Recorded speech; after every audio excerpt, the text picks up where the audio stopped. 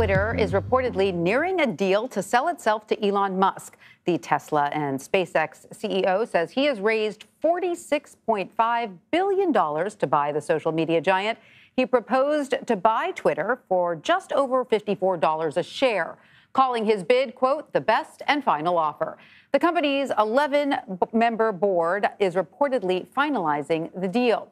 CBS News tech reporter Dan Patterson joins us now for more on this. Hi, Dan. Whoa. So it looks like things are going to go Musk's way here, right? Is that the sense we're getting? Boy, what a difference a few days can make. Yeah. Hey, look, Tanya, it sure appears as though money talks.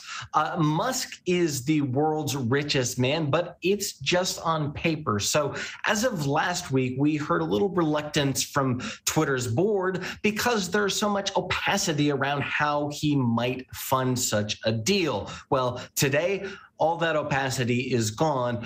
Musk has, according to him, raised about $13 billion from Morgan Stanley.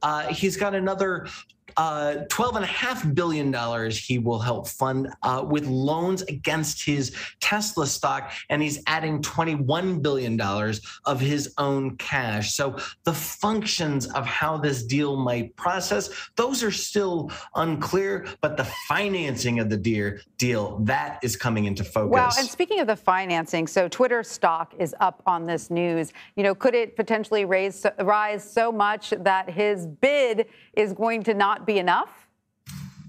Well, we can speculate about how much the stock could rise, but what we do know is that the poison pill, air quotes, that Twitter's board put together last week would involve diluting Twitter's share. So even if Musk continued to buy, he wouldn't have enough ownership percentage to control the company.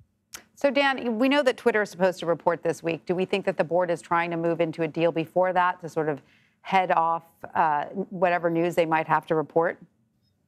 Yeah, look, sourcing on this is pretty challenging right now, Tanya. Neither Elon Musk nor Twitter had responded to multiple attempts for a comment. But look, there is some reporting that the deal could close as early as today. There could be an announcement today, but, you know, other large deals, like, say, the Microsoft acquisition of Activision Blizzard, that won't close until next year. So we could hear details about this today, but it potentially could take a long time for this deal to wrap up. And Dan, you know, this is Elon Musk we're talking about. So tomorrow he might decide, hey, I'm pulling my bid and I'm selling all my shares. And he's made quite a lot of money if he does that, right? Look, we know that Musk made a lot of money at the very beginning of this process. According to the rules, he had to announce as soon as he acquired 5% of the company. We know that he started buying Twitter shares in late January at a price around $38. He didn't announce until early April, and that stock was close to $50 at the time. So, yeah, he made a pretty penny right there. He made some cash. Dan, what changes could we expect to see if Musk buys Twitter? I mean, we know he's been talking about this sort of free speech mandate that he has, but it's not clear exactly what he means by that, is it? We could see a number of changes if Musk is successful in his Twitter acquisition. But this free speech thing, look, this is kind of a red herring. We put big air quotes around it because free speech to Musk is kind of relative. What we might see, however, are some features and functionality changes. For example, he's suggested, and Twitter themselves have suggested, adding an edit button. This is a feature that other competitive social networks like Facebook have had for quite a while. We could see a greater emphasis on subscriptions. Musk has said he doesn't like advertising. So even though ads make up a significant portion of Twitter's revenue, it's possible he pulls that back and leans into subscription and subscription features. The big question, though, the big change that everyone kind of wants to know, and nobody but Musk knows right now, is whether we could see banned users return, including one of the most notorious banned users of all time, former President Donald Trump. So he hasn't weighed in on that. It's interesting because he did weigh in just saying that, you know, I want my enemies to be on Twitter. That's what free speech is.